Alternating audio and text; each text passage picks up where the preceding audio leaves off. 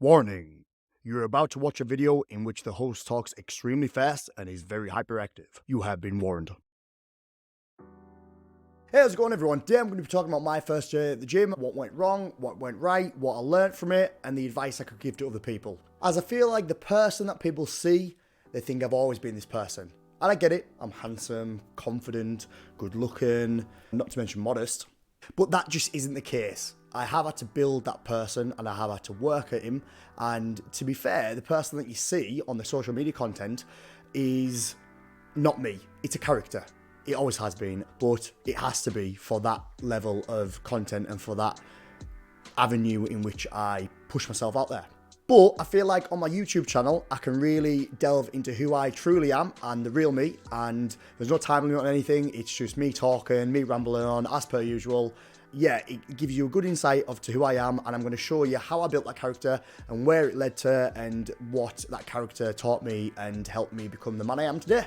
So sit back, relax, enjoy. I'm going to go grab a Diet Coke and I'll be with you in just one moment. Caffeine free as well. I do like the gold, to be fair, but yeah, miss caffeine sometimes, to be honest. But yeah, so getting started, why did I want to go to the gym? Pretty funny story. I was dating this girl at the time and I hung about with her friends and they were my friends as well. And I remember the Carly Rae Jepsen music video for Call Me Maybe. We watched the music video for the first time and it's the point where, speaking about Diet Coke, it's the point where the guy takes his top off and he drinks the Diet Coke and he's got abs and he's absolutely ripped. And I remember I was only 13 or 14 at the time, feeling like something about his physique is attainable. I've seen bodybuilders and that in the past and I think, yeah, something about his physique was just different. It was just not a bodybuilder where you thought, oh my God, that's totally out there and that's totally not attainable at all. This felt different, and because I'd seen such a big reaction with my girlfriend at the time and also my friends and that as well, I do feel as though that had an influence on me to then go, if he's getting that reaction, he's got a body like that, oh, I can get the same reaction from a bunch of women as the typical 14-year-old boy does. And thinking it was such an extreme reaction that I hadn't really seen women give men before. And because it was so attainable, I thought, I really think that this is something I could get into. So what happened next? I went home and, as anybody does, typed into Google how to get abs, and all these adverts popped up. How to get abs in 30 days, blah, blah, blah, blah. All the sales that you know about, all the drugs as well. This was back in, I think, when was I? 2010, so 2010/2011 that I was Googling this. So you still had the old school Jack 3D and you still had the old school MDMA in the pre-workout. So there was a lot of that being pushed to us. I thought, no, I just want to know the science behind how to get abs. And yeah, I think I stumbled across Jeff Cavalier being one of them on Athlean-X, Buff Dudes being another. I found a load of YouTubers and I think I stuck with Jeff Cavalier just because he seemed the most straight to the point and also the most knowledgeable on it in terms of the athletes and that he worked with and what he was presenting at that time.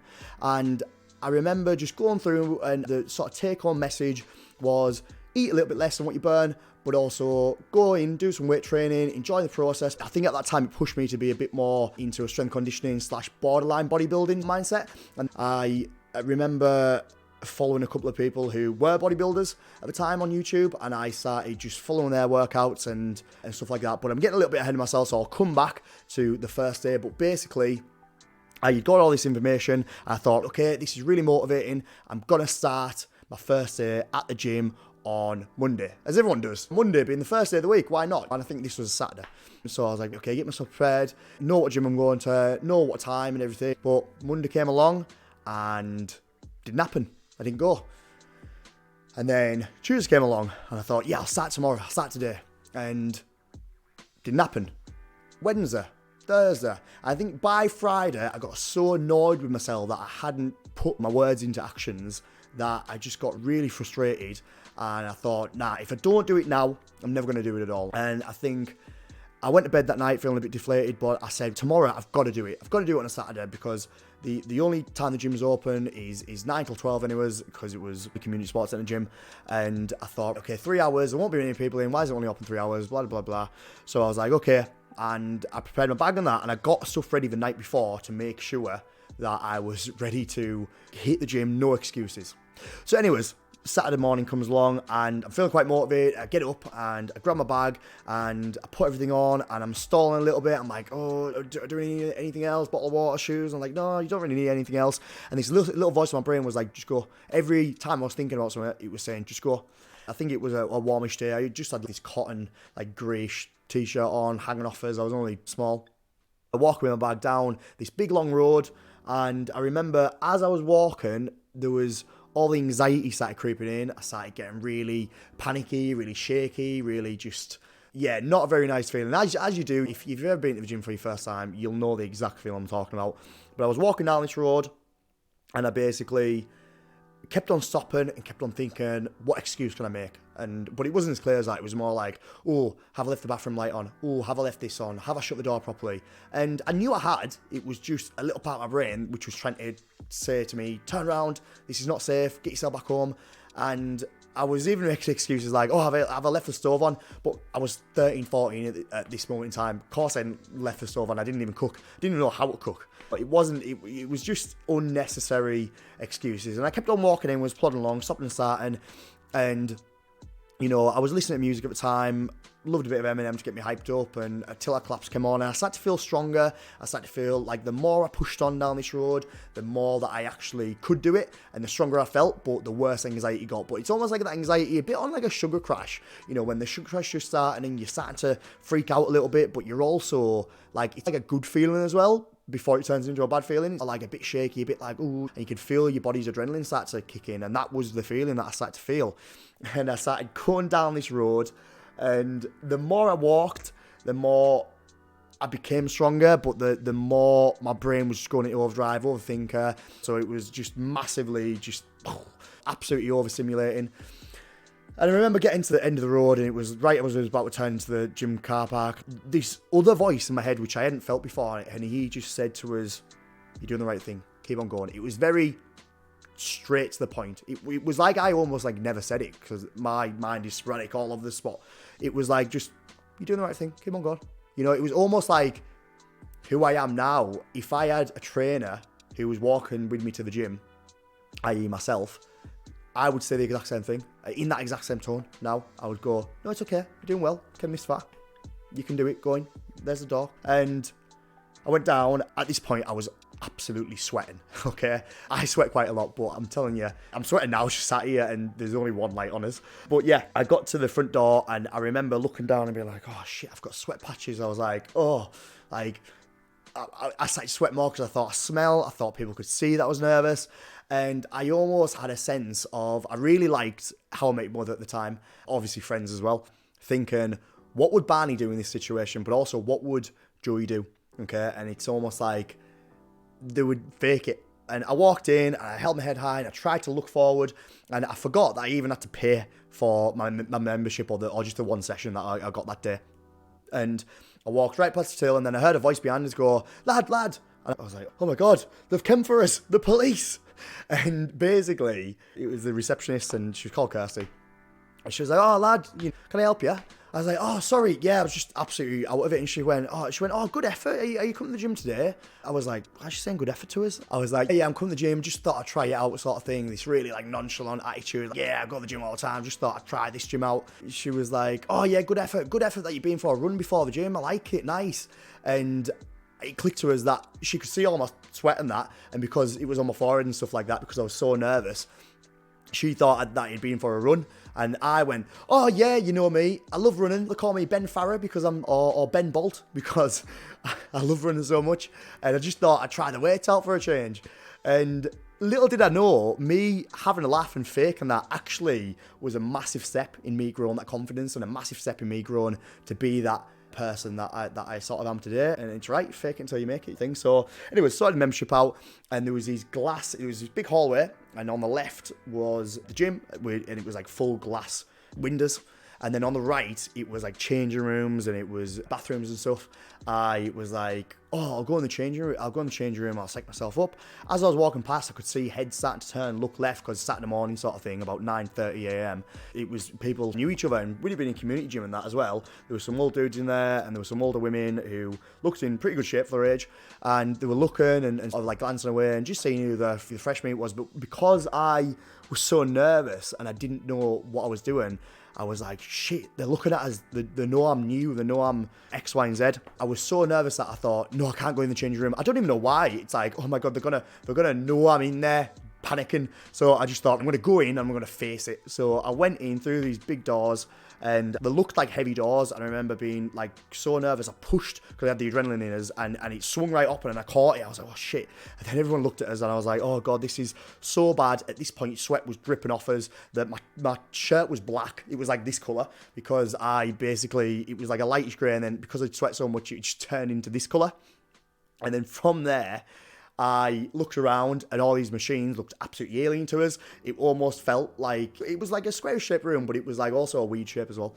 So it almost looked like it stepped into an alien spacecraft. The smell being very like clean, but also very like that, just that hint of sweat. Like you tell people worked out in there regularly, but because it was like carpet, but it was like clean as well. I'm feeling the aircon blowing us, and it was cold, but it was also refreshingly cold.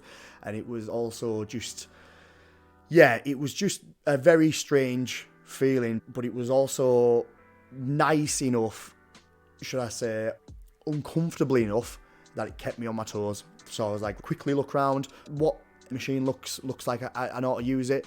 And I didn't want to be the typical go on the treadmill, because everyone will know you knew if you go on the treadmill. So I had to be different. And I thought, oh, a bike there. I like biking. I know how to bike.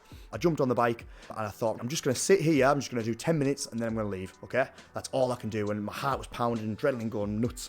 I basically turned up the resistance a bit, got myself clipped in and started pedaling. And then to my right, this older lady who was probably about 50, 55. I say older, obviously take it with a pinch of salt. When I was like 14, that's old to me in reference, but not saying that you're old out there if you're 55, maybe a little bit.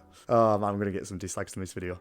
And she said, oh, do you mind if I sit next to you? And I went, oh yeah, fire away lass, yeah, that's absolutely fine. And I just was sweating, I was bright red, and I just thought, look forward, don't look at her. She got on the bike and that, and then she was an absolute machine. She absolutely went for it on the bike, and I was like, I can't let her think I'm only going to do 10 minutes. I'm only going to stay till she's on, okay?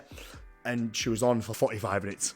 And that was the longest 45 minutes of my life. I was looking forward, but also it was long because I could smell myself, or I thought I could smell myself. And I also was panicking because I was like, oh my God, did I put on deodorant?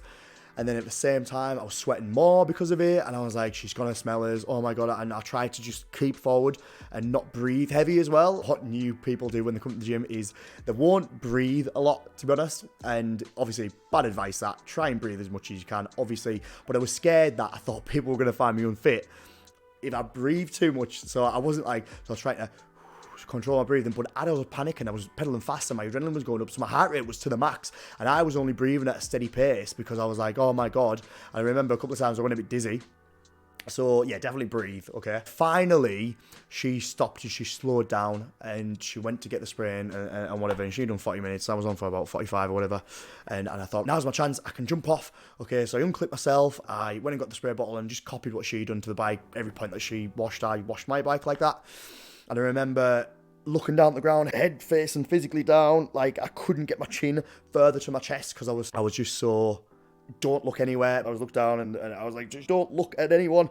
And my eyes, I couldn't get them more driven down. But if I could remove my eyeballs at that point, I probably would have. I shot out of there and I went out and I went, oh yeah, good session. Oh yeah, really good session, well done. When you first said, I was like, oh, thank you.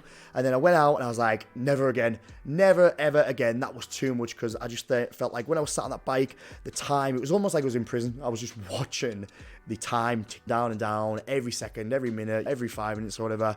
And 5 minutes felt like an hour and 45 minutes felt like a day. I thought, I'm never doing that again. Anyways, I ran home and I got in the shower and I was like so relieved, and I just felt this massive, like I could feel my traps on my neck just tighten up, and I just got in the shower and it just all, you know, came out of us, and I felt drained. And I remember, oh, I need something to eat. I'm so drained. And then from there, I got out of the shower and I when it got changed, I remember feeling this weird feeling like I had accomplished something, and that like it felt really good to do that, and to basically almost like, I didn't know it at the time, but I wanted to go again. It was like a high. It was like a natural high. I was like, oh, this is strange. This is really weird. I've never felt this feeling before. This feels odd, but also good. I like this feeling. So I was like, all right then, okay. Maybe I'll go back and do it again. Maybe I'll try and do it same next week. And it wasn't even like tomorrow or anything. It was like next week. And this is the thing that I tell new people as well. Don't set yourself too many goals too fast. Just set them, just set one, complete it, move on to the next, and give yourself big enough time in between to really think and really process what's happened. So anyways, that is the conclusion of my first day. However, at the end, obviously with it being my job, what would I have done differently? So if it's me speaking to my previous self, what would I have done differently? There's a few things. Firstly, I probably would have booked an induction at the gym, or at least inquired about it. Secondly, as well, I just admit that I'm a newbie, and I would go, look, I'm a bit of a newbie, not put on this sort of confidence character person, but I'd go, I'm a bit of a newbie, I need a hand, and then let the girl at reception sort it and go, oh yeah, no worries, because everyone's going to be friendly, you know, you're not really going to find anybody in the gym, especially anybody who works there, who's going to be an absolute dickhead, would you? So from there, I probably would have just spoke to somebody that I knew in the area, or like a friend or whatever, who knew what we were talking about, just to set me off and go, what do I do? Because I went in there with no structure, and all I was doing was on the bike for 45 minutes. And really, it was a slow process for me to really get confident in the gym. It took between 6 to 8 months for me, because there wasn't anyone there to one-train you. There was classes, but there wasn't anybody to one-to-one training, because back then it was seen as, it's more of an American thing, it's not really a job, it's on the side of the classes, and it was more fitness instructors who were also trainers, but it was a whole different sort of ball game back then with trainers and stuff. But now there's trainers and stuff. I would get a personal trainer if it's online or if it's in the gym. If you're a total newbie and you don't know what you're doing, then I would definitely recommend one-to-one. Try and find a personal trainer in the area that can come to your gym or in that gym. It feels like I need to put my advert in now, just say that I am a personal trainer. Go and buy my plan. But yeah, just get yourself a trainer, okay? Speak to a professional. They know what they're doing. They've been doing it for years themselves, and yeah, they can really put your mind at ease, because that was my problem. I felt like I could not put my mind at ease when it was overloaded like that. But now, when I train people and everything, I speak to them and I go, yeah, do you know what? I just have a really casual attitude, and even sometimes if I see the person really nervous, I'll just say, I'm free for half an hour at the end of today's sessions, about 6:30. Do you want to just come in for a coffee and we'll just have a chat? And it's not like a formal consultation or whatever, but just have a chat and just speak about the gym. Go in there, and as a trainer, I would just show them machines and not even get on them. I said, if you want to get on them and try them out, great, but there's no pressure. It's all about having no pressure, because it's already a spot where how it's laid out and how gyms and that are, and it's all about body image, more internal body image than anybody else going to be judging you. However, because it is about that, it's more, you've already got so much pressure going on in your head anyway, so you really need to take away as much of that pressure as possible. Yeah, so my advice for people starting would be moved on from what I would do differently. My advice on top of that would be just take it slow at first. Find your feet. Like as I just said, go in for your first time, have a coffee, just have a look at the machines, just go, oh, what is there, and enjoy it as well. Try and get some enjoyment out of it for your first time, because if you enjoy it, you're going to stick to it. And that was me. I enjoyed it in my own sadistic way, especially when I got into bodybuilding. I really enjoyed that. However, yeah, I really took it slow and I found my feet. As well, on top of that, know why you're going to the gym. Have an easy, clear, sustainable, big words, sustainable, like the SpongeBob meme, sustainable with the rainbow. Have a clear, easy, sustainable goal, because if you don't, then you will never stick to it, okay? If it's too complex, if it's too hard, and if it's like, oh, I tell my clients, especially in January, do not think you are going to be in the gym 5-6 days a week. It's great to say that because you feel like you're going to cut a load of stuff out.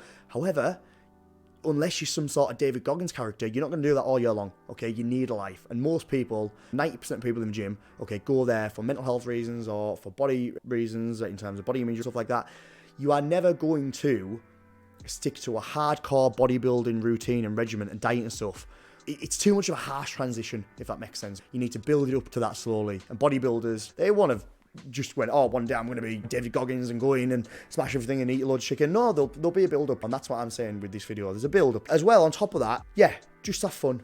The gym should be a fun place. It should be a detox from life, and it should be a fun place to the point that you can go in and not want to dread going there. You want to go, oh, I get to go to the gym today, and really reframe that question as well. If you are just starting out, don't go, I have to go to the gym.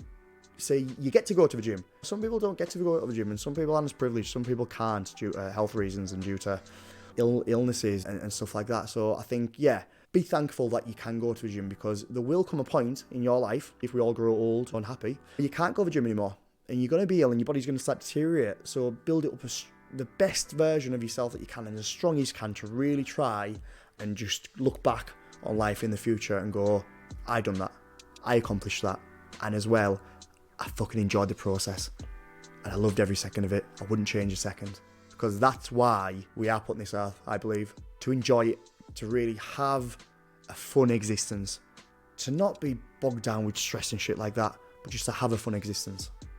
Anyways, get a bit too deep there, but yeah, that's my video for the day. But I think if you've enjoyed it, guys, you can subscribe. I will see you in the next one. Any ideas you want me to talk about, give me a shout. But until then, I will see you in the next one.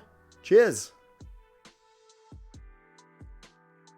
Can't believe I just said cheers to the camera. Cheers as in like American cheers. Felt like I had to have a bloody Bud Light or something in my hand.